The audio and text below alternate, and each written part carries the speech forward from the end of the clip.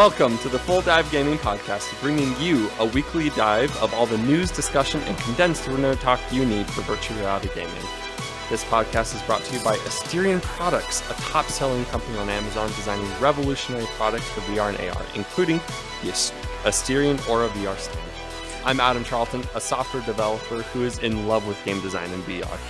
I'm NatBratt, a VR YouTuber, streamer, and one of your hosts for tonight's podcast. We've also got a special guest. Who is this sitting over here, Adam? This is NatBratt, Jay's amazing wife, and who I actually was able to meet in Texas last week. Nat, remind our listeners a little bit about yourself. So, as Adam said, I am Jay's wife, and I would describe myself as a retro gamer and VR enthusiast. Oh, true. Well, Nat, we're glad you're here with us. After having you with us for all of our Texas awesomeness, we had to bring you on so we could just gush a little bit more about our trip, although we did a lot of that last week. So make sure you catch last week's in-person podcast with me, Adam, and Destiny all together. You know us. Our podcast is here to keep you up to date in the VR realm. We answer questions from our communities, followed by some of the latest and greatest VR news, and then we discuss the games we played recently and what VR concepts come from there. If you haven't seen our YouTube channel, we're all sitting here in VR interacting as if we were really together in one room. So check out the channel if you want to see us and our lovely virtual faces. Oh, oops. And somebody just jumped out of their seat. Sorry. It's some of the excitement that you get from having it actually be like us on video, you know, that some of the audio listeners, we hint at it a lot. We're able to talk about it, but man, it's kind of funny just to see us virtually leap out of our chairs for no apparent reason. I got my But you might be screen thing up, and I tried to make it go away, and I jumped up instead. You know, Natalie was just really excited for a Q&A section. Jay, what's our first question? Croyd Nation asks, have you guys heard of a game called Cyube VR? I say Cyube because it's like the word cube if you stuck a Y in between the C and the U. Cyube VR. So I hadn't heard of this, so we all watched trailers today. Adam, what was the first thing you thought when you watched the trailer? I'm looking at this trailer and I'm like, wow, they made Minecraft less pixelated. Right? I literally thought I'm looking at this because Jay didn't tell me anything about this. He sent me this link and he's like, watch this. So I turned it on. I'm like, oh, you know, I wonder what mods they're using for Minecraft. Yeah.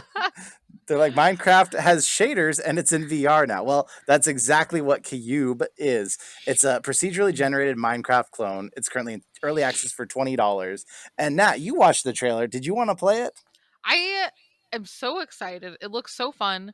Back when we had the Gear VRs back in the day, we played a good amount of Minecraft in VR and it was super fun. So to have a game that's like specifically made for VR that is basically Minecraft, I am very excited. And looking through this trailer, it has a lot of things that you'd expect from a pretty typical Minecraft experience. They're definitely trying to get... Definitely the goal is to get Minecraft into native VR. And it has a lot of really good quality of life features. Obviously, you have all the building, but instead of like reaching out and the block is directly on your hand, it kind of is like on a little stick, which allows you to a lot more accurately place it into position in VR. They have, you know, Alex-style gravity grabbing to let you pick up materials and items. But it also has some straight up improvements, like you can swing an axe and there's a little bit of physics. It feels like it catches in the tree a little bit. You interact with tools a lot better. So like instead of just aiming at a block or whatever and mining it, you actually have to dig it a little bit. It seems like they're really trying to get the Minecraft formula and add it native to VR with all the functionality that you would expect out of a good VR game. It is. It looks good. And also, like, instead of having like an inventory menu that pops up, you have like this bucket that you carry with you, and you can actually put your blocks in a shape that forms your pickaxe, and then you drop that in there. Like they're taking everything Minecraft, but they're making it as if Minecraft was made in VR in the first place. Like every mechanic is a VR mechanic. It's not a gaming mechanic, and it looks super pretty. So, I mean, I'm super excited. It's $20. It's early access. I kind of wanted to go get it right when I saw it. The only thing that kind of held me back is there is a survival mode that was just added, but it's only hunger. It's only that kind of survival. There's no mobs that they're going to attack you during the night. And so I want to see that stuff too, of course, because that's one of my favorite parts is like that good element of survival. But if they pull this off, it looks gorgeous. And who knows, maybe it'll push Minecraft to make some real support for us, not these mods that we use that give us a half version of this. It does look really pretty. Nat, do you have a lot of experience with Minecraft? I have mostly only played it when we had it on the Gear VR, and we briefly had a Windows something headset. Windows mixed reality headset. So I played it on both of those. It was definitely nicer on the Windows mixed reality headset than the Gear VR because you could see a lot further. But I haven't really played Minecraft on like flat. So I find it very fun in VR because, you're actually there. So that's really cool. I would be interested to see. I don't think I saw anything in the trailer about like I don't even remember what it's called. The like magic-y stuff with the little books and stuff where you can, make yourself. I think enchanting strong. Is what you're looking for. Okay, yes, thank you. Enchanting stuff and whatnot. I don't think I saw anything like that in the trailer, but it would be interesting to see. I definitely only like Minecraft more like with someone. I don't really like to play it by myself because I get bored. And I definitely prefer the survival because, again, I'll just get bored. I'll be like, okay, I just planted a bunch of stuff. There's no point in me doing anything more. Yeah. And actually, that does bring up a good point, Jay. So this does have a lot of really nice, very well-polished features for Minecraft. Or like that you'd expect from Minecraft that's being designed for VR. But Minecraft has so many features and just has so much momentum. There's a lot of things people coming into this that they might expect and might not get. Like, does this even have multiplayer at the moment? Oh, that's a good question. I watched a 2-minute review video and I watched the trailer and I honestly didn't see them answer that question. I want to say when I was looking over the Steam page, maybe it was coming or maybe it had launched because there was a lot about the updates that had come out. I don't know, but if you're used to Minecraft in 2021 and you jump into this game, you're gonna be missing a lot. I mean, there's no one to fight, there's no raids, there's tons of stuff. But if you played Minecraft like 10 years ago and you jump into this now, it's going to feel incredible because it looks like those early days of Minecraft still in this, but with every VR mechanic you could possibly expect. So I imagine if multiplayer is not there, it's coming, but who knows how long and how much support. And who knows if Mojang sees this or Microsoft, of course, sees this and decides they're going to put an end to this. That could happen too. Who knows? But in any case, it looks really pretty. And so if they can really polish out those features and add a lot of the features that people love for Minecraft, man, I would love to play it. Yeah. Yeah, and $20, that's a good price. I think that's the usual Minecraft price still, I want to say. Nice. Yeah, and for me, it looks real nice, but for me personally, it's still not a buy quite yet. If I bought it right now, it would be an expectation that they would get those features down the line. Right. Yeah. All right, cool. Well, let's move on to our next question. It comes from Beef. And Beef asks, could the host address the current state of the podcast? Maybe I missed some discussion, but there seems to have been a fair bit of change with the channel. And that is something that was a really good point. There has been some changes on the podcast in the last couple of months. We did a fairly in-depth analysis of it on the Discord channel. So if you want to read our full write-up, I recommend that you head it over there.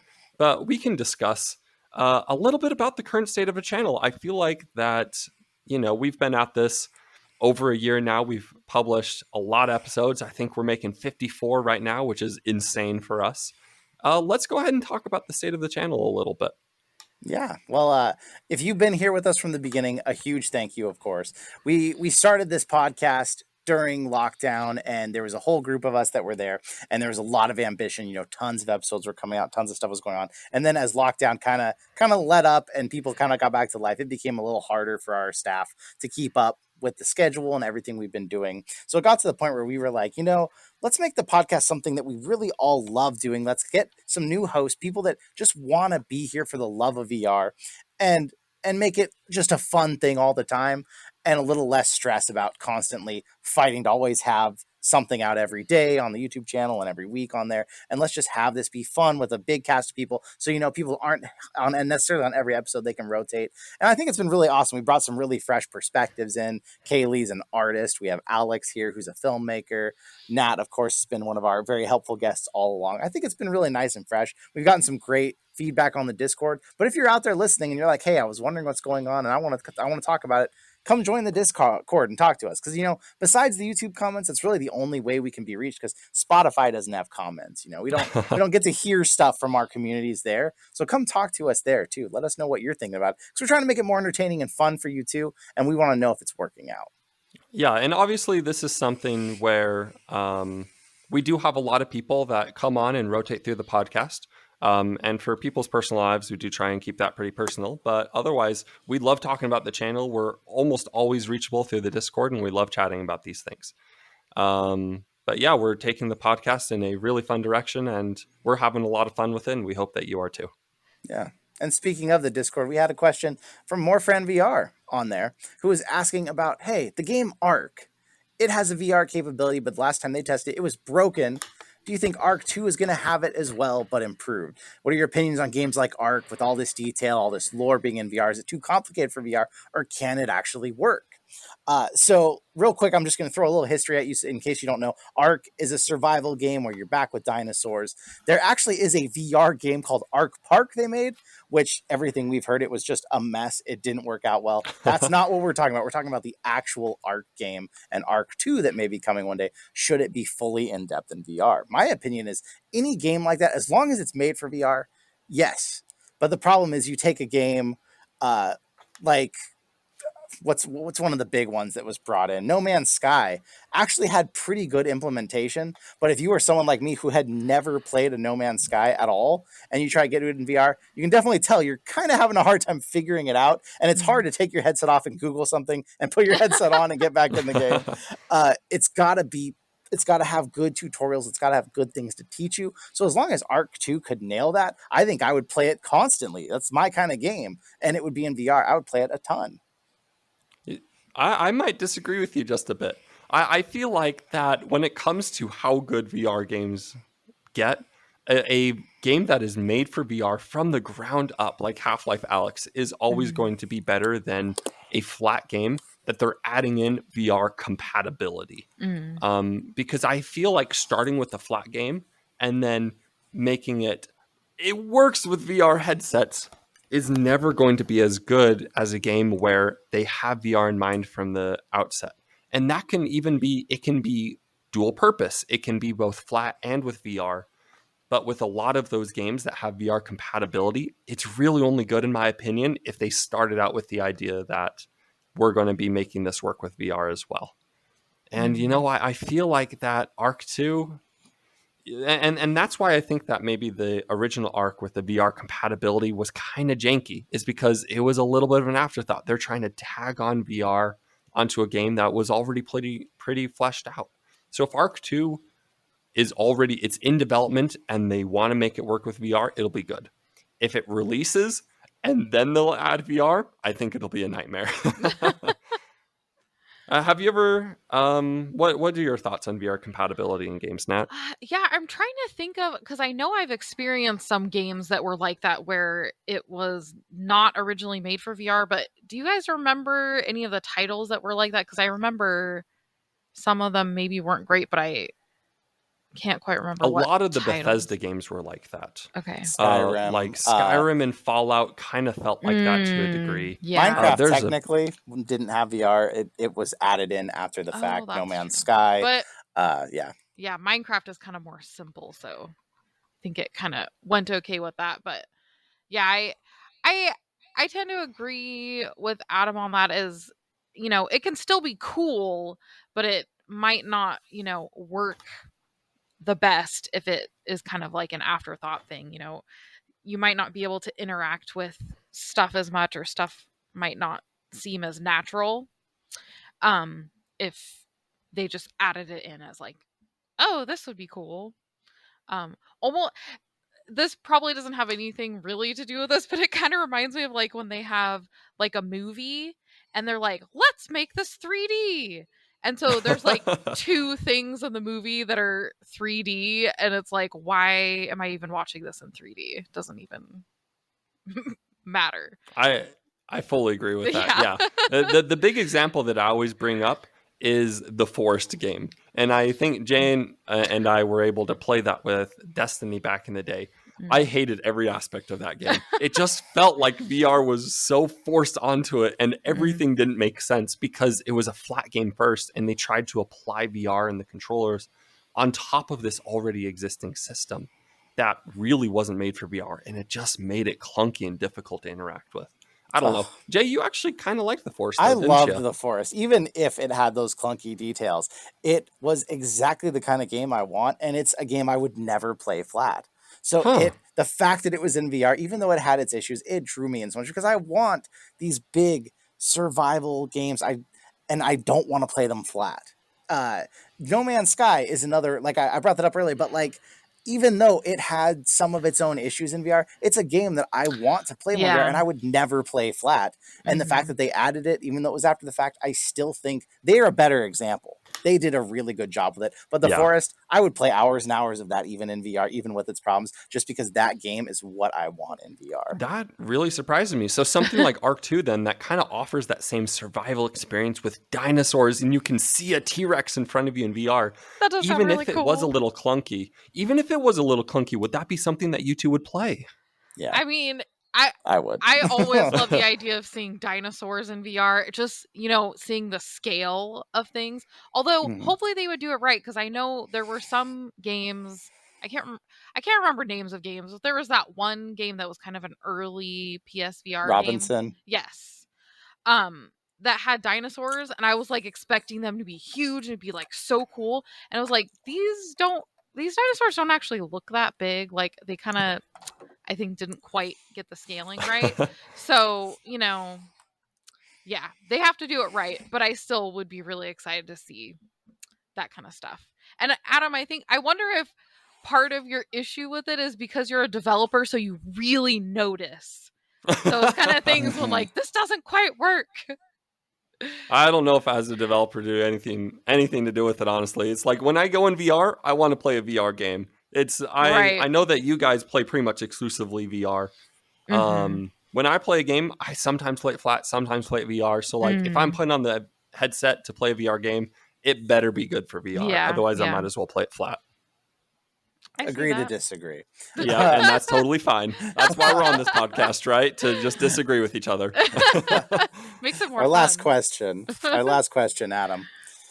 Yep, so our last question comes from Beef, and he says, from a VR perspective, what are the initial thoughts of the ShockWave Haptic suit?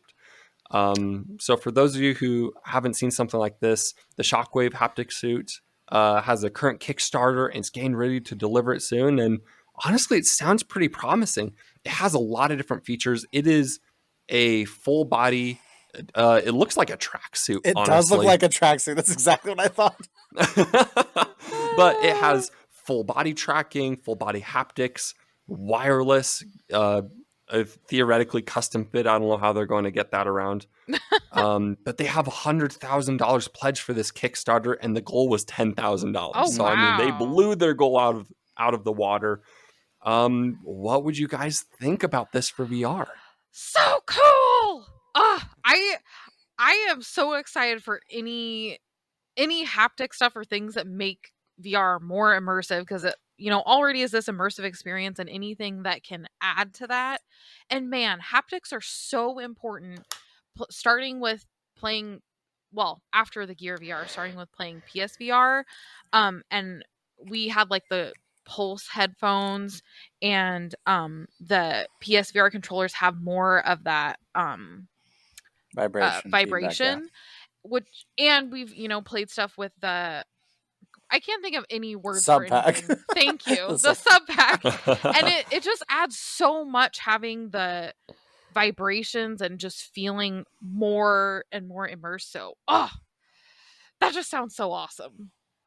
I love the I idea. agree, but the first thing I thought, it's been a hot summer in Oregon. I'm like, is there an air conditioning system in this thing? Because you put this on, you put a headset on your head, you put headphones on your ears. This thing looks like a sweat factory. Yeah, it is. It is full length all the way down to your legs, long sleeve shirt all the way down to like just before your wrist. It is pretty warm. a tight looking tracksuit. Like this literally looks like something that you'd put on to go for a jog on a cold day. Yeah, it looks pretty hot. I thought it kind of looked like the suit thing in the Oasis in the seriously, I can't remember any Ready Player names One. of anything. Thank you. In Ready Player One, it kind of reminded me of that when you got the cool haptic suit. A cheaper version of that for sure. Yeah. But yeah, I mean, is it washable? Can you take all the haptics out and easily wash this thing? I don't know, but that was my first thought, because VR is already hot. Yeah. We're going to touch on this a little harder later in the game section, some stuff about haptics and some stuff about our trip. So we'll circle back around. But I definitely think if this thing comes out, I mean, and it's less than $500, I'm going to buy it just for the experience. Plain and simple. I will do it just to see. I'll buy it just for the style, man. I'd wear that even without playing VR on a cold day. I'm a developer. I need a little bit more style in my life, you know? I'm not sure that's style, but yes, just do it. It's style to me. It looked cool, okay? I need to look at the picture again, because I don't know. Looking at the picture right now, I don't know. No, you just walk around with it. He's like, oh, that's an interesting suit. You go, thanks. It vibrates everywhere.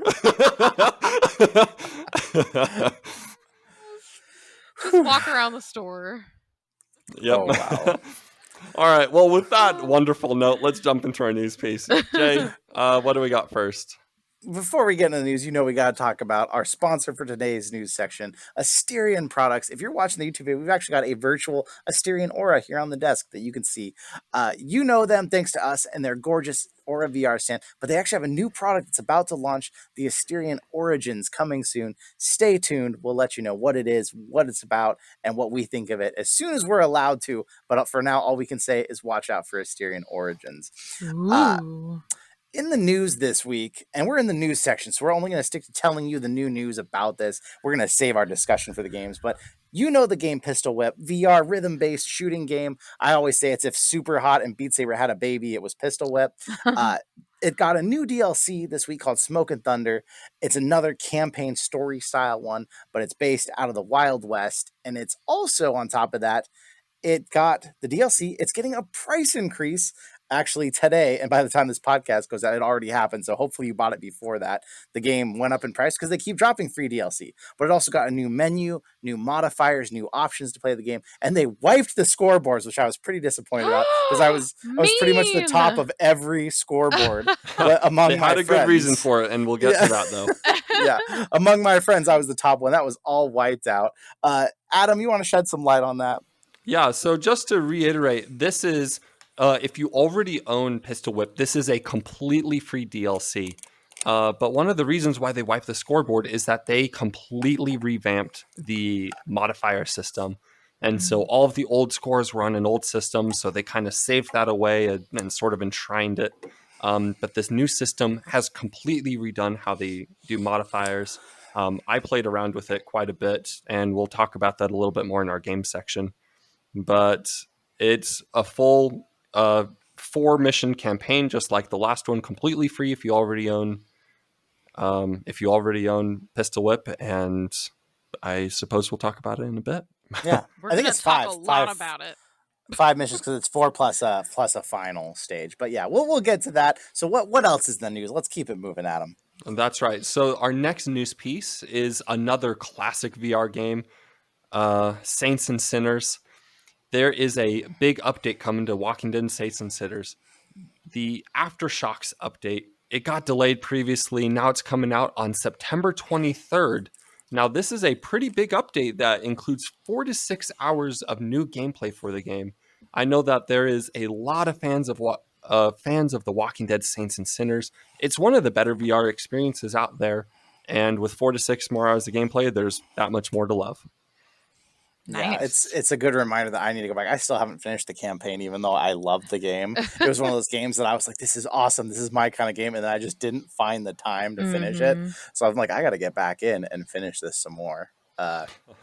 Yeah, it came out in a really interesting time where there was a lot of VR stuff coming out and a lot of really good VR stuff coming out at the same time. But speaking of which, you haven't even finished Alex, right? I haven't. I think I'm really close. Close. There's just like no excuse then. You will be shunned by the VR community. You can't show your face around Reddit with. I have an issue with finishing. I have an issue with finishing games for some reason. It's just something I don't often do. I don't know why. Unless it's short, I get to like hour 4 of any game, and no matter how much I love it, I end up trying something new and just never coming back around. I am really like that with the VR games. I just like sample them all. There's just so many. It's a buffet, you know. You take a little bit of this and a little bit of this. The problem is, like a buffet, some of them you thought you took a little bit and you got the whole game in 20 minutes. So I'm excited. Nat, you've played some Saints Stairs, but I think same thing. You kind of just sampled it, right? Yes. I didn't play a ton, but it was pretty awesome. It was gorgeous and super fun. It's also fully available on the Quest, which Adam finally just got to try. It doesn't look quite as good, of course, as the PC, but it's amazing that it's just totally wireless, and they got the whole game to work on there. Which is impressive in and of itself, because that is a pretty involved game. Yeah. These are good reminders. I need to make a list of all the games I'm going to try to play. I say that, but I know that I have like 3 games I have to play by Tuesday of this week, as it is. 3 new games. It's just hard. It's hard to keep up. I want to say slow it down, but don't. Just give us more good games, VR. Right? Yeah. Give us more. We need, right? We need all the good games, and including these really good games. They're such a joy to play through. Let's get more of them, and that's what this DLC is providing. Yeah, and we're zooming through the news because we really want to get to the games. We really want to talk about them. So, Adam, before we talk about the games, you want to throw our sponsor a quick shout out? I would love to. So, as our lovely sponsor, Asterion Products, is also sponsoring our game section. They offer incredibly high quality universal VR headset stands, RGB lighting, and sleek minimalistic look. This stand is a perfect companion to your headset while you're away. You can get $5 off any order, $19.99. If you're watching on our YouTube, Jay is showing off the wonderful RGB effects of our mock-up Asterion stand here on the table. But you can use the code FULLDIVE to get $5 off any order, $19.99 or more. I recently just rebuilt my computer, and it is incredible next to it. It just fits right into pretty much any desktop setup. Did you finally put some RGB in your computer? I know you're kind of against it. I actually downgraded the RGB that I had.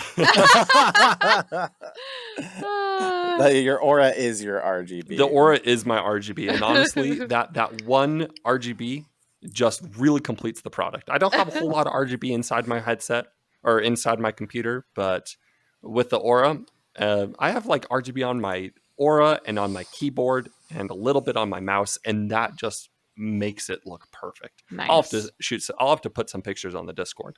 I want to see it. Well, Adam dragged me into a game this week that I had actually heard of back in the day, and I never got to try, even though it looked like it was right up my alley.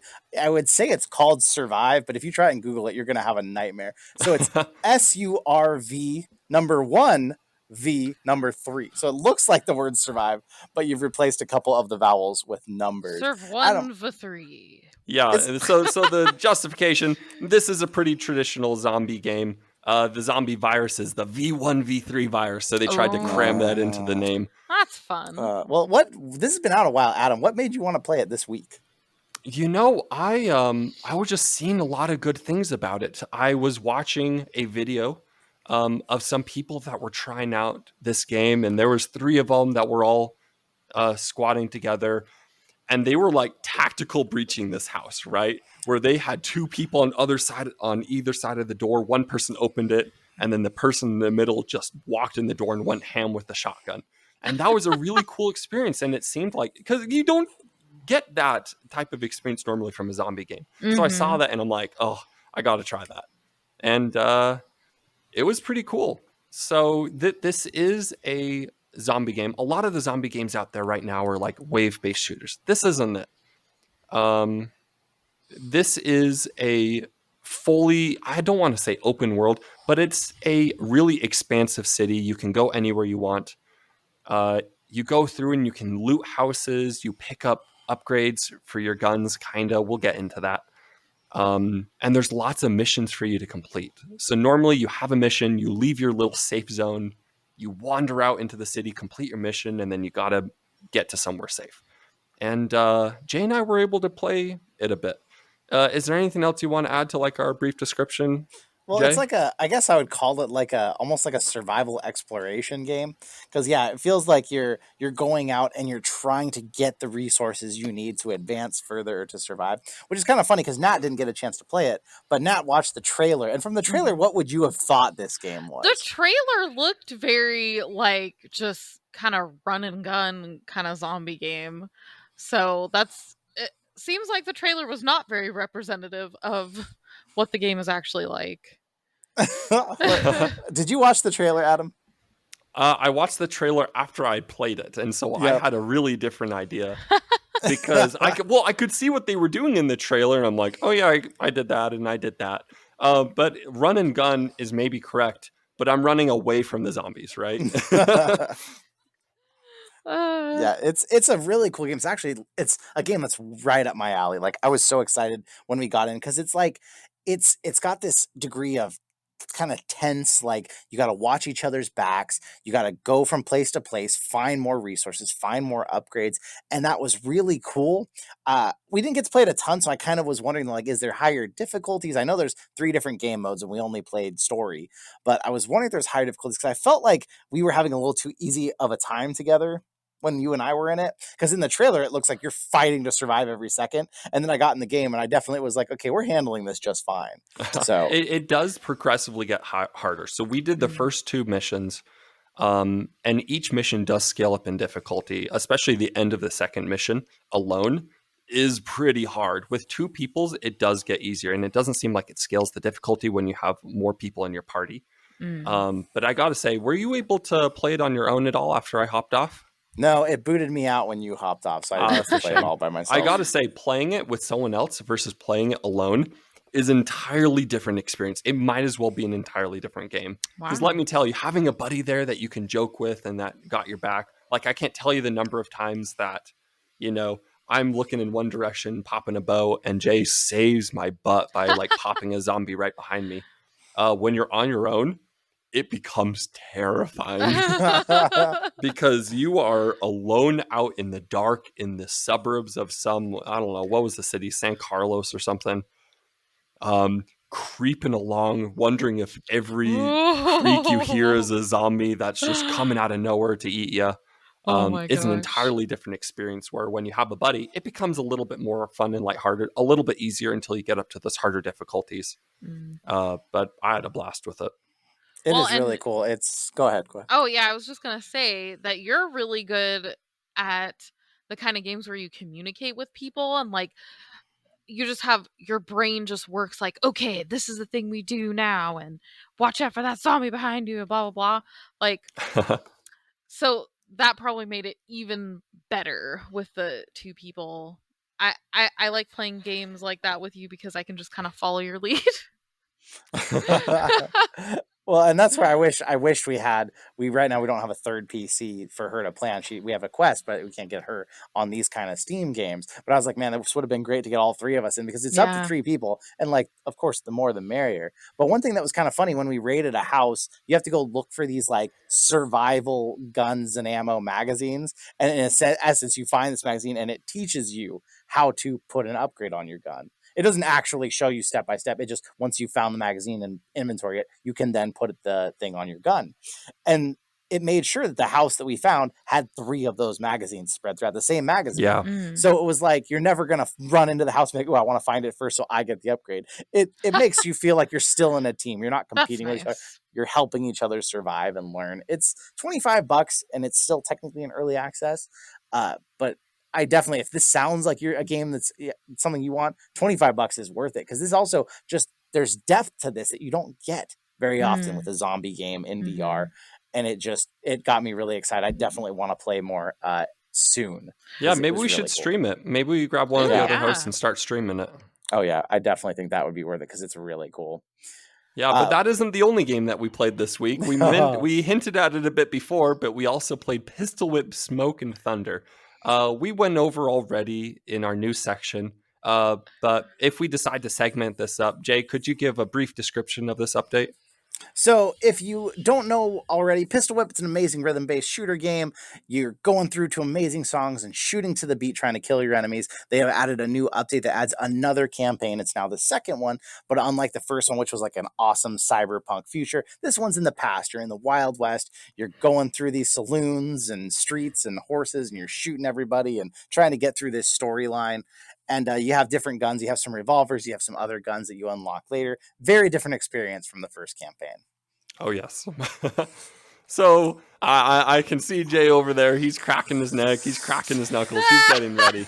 I've been hearing hints. We've been trying to save all of our opinions for the podcast so we can get the raw footage. But I'm getting the hint that you guys have some very strong opinions on this. Oh, I have some strong opinions. Should I start getting into it? Go for it. You know what? How about I start with the good first? Okay. I gotta say, I had such high hopes for the Smoke and Thunder update. And booting into the game, brand new interface, it looks amazing. Boot into the first mission, I was starting to get blown away. It is difficult. It is punishing. Instead of your 15 shot gun, you get 2 revolvers that have 6 shots each. Which is a big difference, because you suddenly don't have the correct amount of ammo that you think anymore.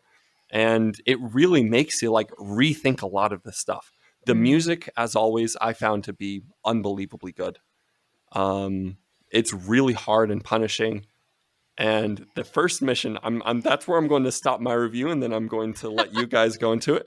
The first mission alone made this unbelievable experience, and I found myself cowboy style holding my pistols at my hip and trying to quick draw and fire people. I was grinning ear to ear, and I was having so much fun with it. Oh man. And then it started to get a little bit less Western. You guys, is that where you guys are going with it? Oh, okay. I'm just gonna go off because wow. I had high expectations too, like you did, Adam, because the first campaign was so awesome. It was. It really drew you in.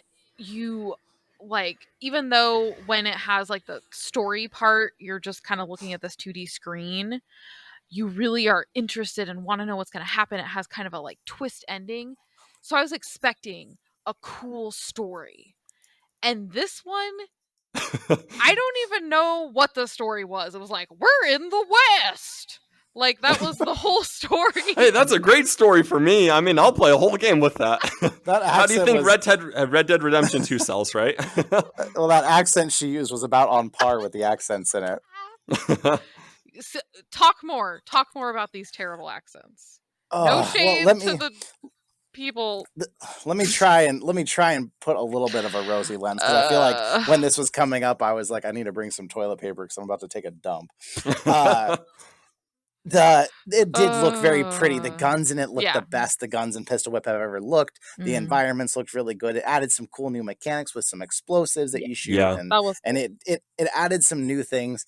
But the first campaign, I had an emotional reaction to the first campaign. It was so good. I was so invested in the story that when it came to the boss of the original campaign, I was not gonna die because I personally wanted to kill it. I remember screaming, rolling on the floor, and doing everything I could, and I did not die. I did not die when I did it because I was so invested in fighting this thing to destroy it. This one, not the same at all. I'm not into the Westernish music that it had going on. I had no problems with the guns, and I know they say, a lot of people are saying you run out of ammo so quick and you're having to really juggle that. I've played a lot of Pistol Whip. I would say that I'm pretty good at it. I played on hard when I played the campaign, and I didn't die once until the last level, where I probably died 15 to 20 times. Yeah, it was rough. It was and terrible. Once I finally beat it, I found out, guess where I was dying? Right before the very end. So I had to repeat the dialogue of that level over and over. I had to repeat the intro of that level. I want to murder the dialogue. I hated it. You listen to it a million times. It's so bad. It's so dumb. I'm having a hard time. I don't hate it quite as much as you guys, right? But I feel like if we took it, the gameplay was fun, the gunplay was fun. Yeah. I did feel a bit. I really liked the first mission a lot. I enjoyed the campaign overall, honestly. I did feel like that there was a little bit of a bait and switch where it brought us in the first level, this awesome Western environment, which I really loves, and then instantly took into like, you have an EMP explosive shotgun. Yeah. I didn't like that quite as much. But honestly, I feel like overall, do you dislike it because it wasn't as good as what you know they're capable of? Because I feel like still, even with those things, it was a decent experience, right? So what really bothered me was the story sucked.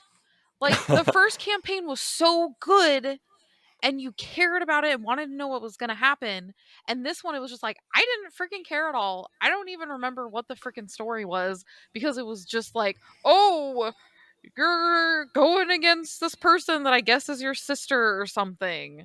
And then you have spoilers. Oops, spoiler. Maybe we'll just bleep it in post. Is it a spoiler? Because I don't even remember if they said that in the beginning or not, because I didn't care about the story at all, because it was not good. There was just no depth to it. It wasn't interesting.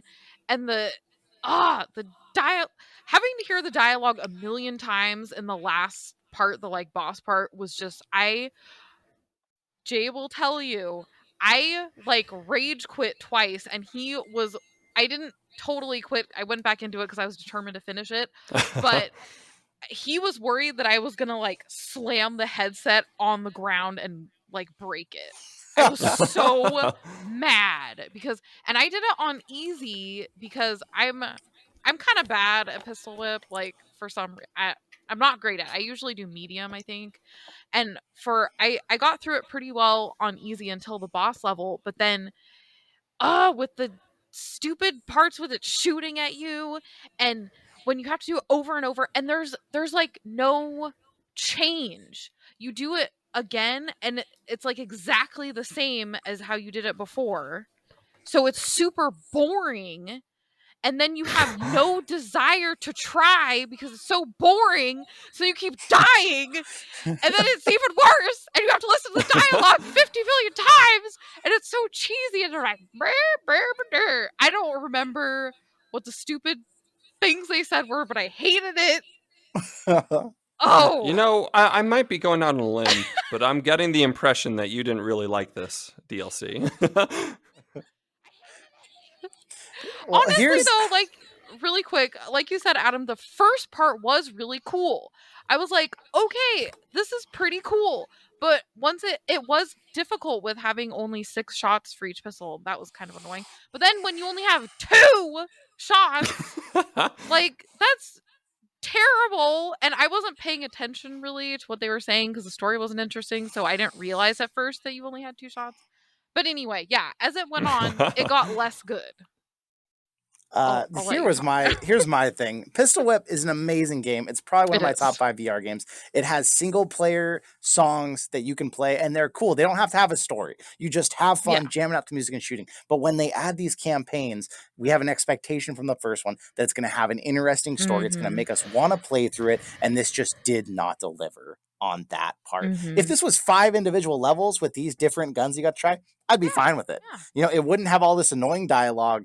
It would just be 5 more levels, and I'd be super excited. It was a free DLC either way, so I don't really care. It's not going to hurt the game that they added this to me, but it just didn't deliver on what it could have been. This might as well have been 5 new Western style levels instead of tacking on this very forced plot line that did not feel like it added anything to it. Unlike the other first campaign plot line that was incredible. So it's fine that it's there. You got it for free, so we can't really complain. But it's so taxing and it's so not interesting that it kind of stained my experience of this campaign by itself. It was like mind-numbing. Yeah. You see, I'm not going to go quite that far. I did enjoy the campaign, but I definitely think that it didn't live up to the expectations set by the first campaign. First campaign, unbelievable story. Some of the mechanics that you do are unbelievable. Like an entire pistol whip level where you don't have any ammo. Like, that was amazing. It just turned the entire game really on its head, and it made you think about the game in an interesting way while you're going through this story. This game, the theme was weird after a bit. The story was, granted, a little painful to listen to on occasion. The difficulty and some of the enemies were tedious, but honestly, like, compared to any other game out on the VR market, this would be incredible. It's just, I just feel like, for me at least, it just didn't live up to expectations set by that first campaign. Yeah, I feel like if I didn't have to go through the stupid boss part, I might have liked it. I probably would have liked it 10 times more. I just listening to that dialogue and shooting, like, okay, here's this barrel, and the last time I played it, it was, okay, it's up here, and now it's down here, and now it's up here, and now it's down there, the exact same way it was when I played this 15 times before. And then the actual boss, when you get to the actual end, it felt like it didn't even matter if I shot it at all. Like, it was just gonna go away and die. Like, why am I even doing this? It was just for points. You didn't really get the feeling like you defeated the boss. It just felt like you were racking up points to get through the song. And as opposed to the first one, where I feel like you killed it and it felt good. Yeah, it did. I like let out a battle cry when I beat the first boss, because I was so angry and like trying to stop this thing. Angry in a fun way. Yeah. Not in an awful way. Like, I just accomplished something. With this, it didn't feel like an accomplishment. No. We should talk it feels weird that our sort of conclusion from this, what do you think of Pistol Whip, Smoke and Thunder's? Like, wow, that first campaign's really good. Go play that, Yeah, exactly. don't play this one. Yeah. Yeah. We should talk about some more fun games, fun things we did. But I think I have one line that I just have to say, and that's, well, I guess I'd rather be driving the train than tied to the track. Perfect.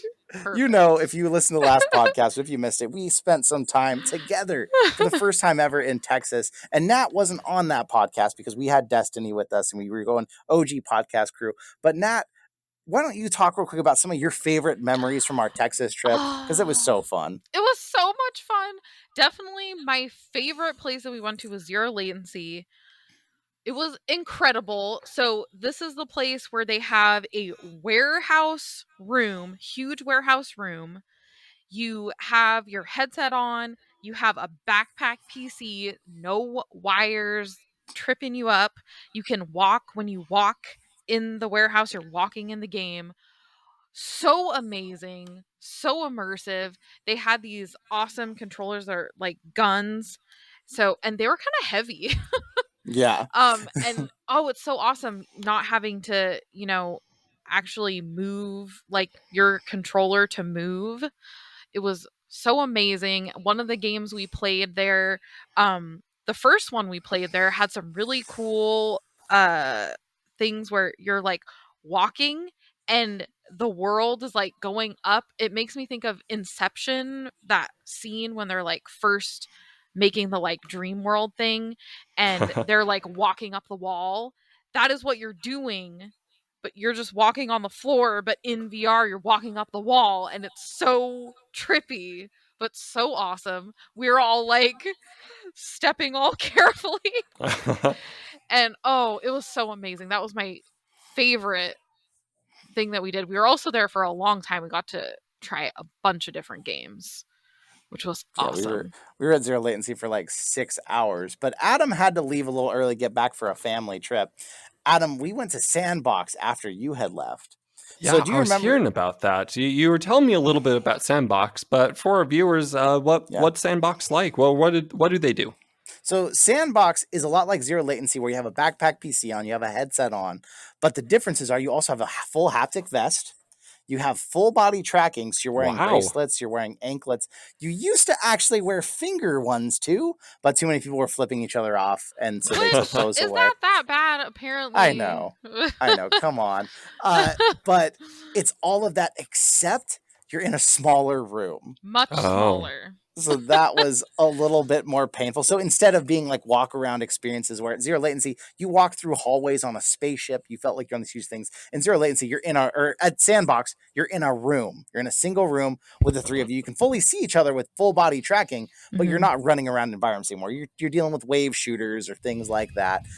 So it's not as cool as zero latency, but I gotta say with the haptics as part of it, that was really and the full body tracking, it really added to it. And then like if you got downed, I had to come put my hand on your shoulder to revive you. Oh, that's interesting. It was really weird because it's like you see their avatar and it's not quite where their actual body is. So you go to like put your hand on their shoulder and you're like, oh, your shoulder's a little bit lower than it is. Or, it's like, oh, weird.